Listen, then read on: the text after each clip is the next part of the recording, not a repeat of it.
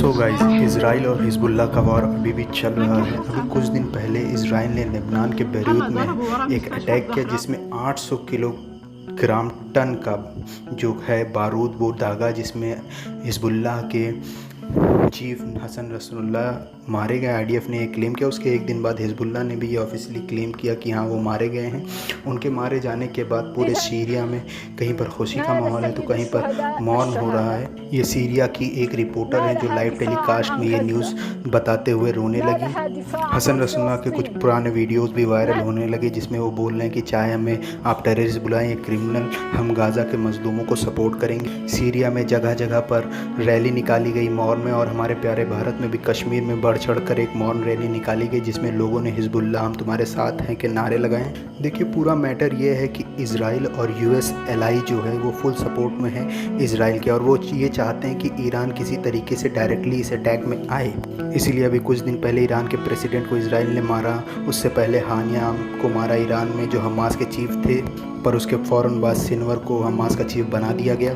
उनको भी मारने का क्लेम किया था आईडीएफ ने, लेकिन वो सेफ़ हैं। जनरल कासिम सुलेमानी को भी मारा था इन्होंने। आप देख सकते हैं किस तरीके से डायरेक्टली ईरान के ऊपर अटैक करे। वो चाहते ईरान डायरेक्ट अटैक करे। जैसे ईरान डायरेक्ट अटैक करेगा, यूएस एलाई मिलकर ईरान के ऊपर बम मारेंगे और ईरान का भी वही हाल कर देंगे जैसे अब इस वक्त अफगानिस्तान, सीरिया और लेबनान है, क्योंकि ये नहीं चाहते हैं कि मिडिल ईस्ट में कोई भी पावरफुल कंट्री रहे। और ईरान यूएस को सीधे टक्कर दे रहा है इस वक्त, और ईरान के लीडर ये अच्छे तरीके से जानते हैं कि हमें डायरेक्टली अभी नहीं जाना। वो इनडायरेक्टली फुल सपोर्ट में हिजबुल्लाह, हमास और हूतीस के, और हिजबुल्लाह के हसन नसरुल्लाह के मारे जाने के बाद भी बहुत सारे हमले हुए हैं अभी तक। ईरान के सुप्रीम लीडर इस वक्त अंडरग्राउंड हो चुके हैं। वो अपना नॉर्मल क्लॉथ उतार कर मिलिट्री क्लॉथ पहन लिया है और कहा है कि हम रिवेंज लेंगे इजराइल से, पर कब और कैसे ये वक्त बताएगा, हमें खुद नहीं पता।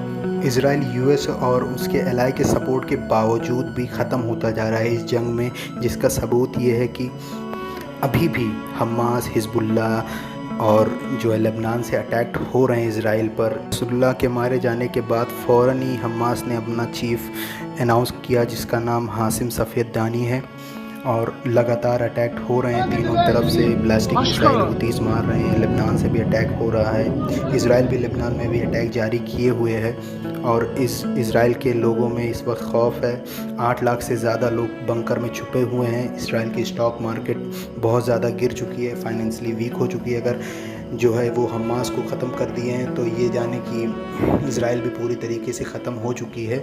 अगर यूएस सपोर्ट में ना होता तो शायद इजराइल का भी कुछ और न्यूज़ आता हम लोग के दरमियान। अगर ईरान ने डायरेक्ट अटैक किया और ईरान के ऊपर यूएस और उसके एलाई ने अटैक किया तो बहुत बड़ा वॉर हो सकता है। इस तरीके से चाइना और रसिया ईरान के सपोर्ट में आ जाएगा, और जिस तरीके से दो अलग अलग सुपर पावर एक दूसरे के अगेंस्ट होंगे तो वर्ल्ड वॉर की तरफ हम लीड करेंगे।